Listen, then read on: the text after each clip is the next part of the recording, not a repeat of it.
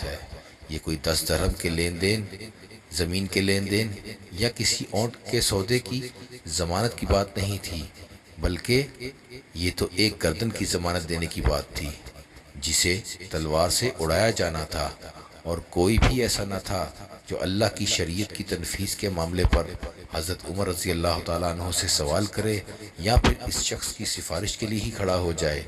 तमाम अफराद पर खामोशी छाई हुई थी। इस सूरत हाल से ख़ुद अमीरुल मोमिनीन भी बहुत परेशान थे, क्योंकि इस शख्स की हालत ने सबको हैरत में डाल दिया था। क्या इस शख्स को कसास के तौर पर कत्ल कर दिया जाए और इसके बच्चों को भूखे मरने के लिए छोड़ दिया जाए, या फिर इसको बग़ैर ज़मानती के वापस जाने दिया जाए? और क्या पता ये सहरा से वापस आए या ना आए। अगर वापस ना आया तो मकतूल का खून रायगा चला जाएगा। खुद अमीरुल मोमिनीन इस मामले पर बहुत परेशान थे।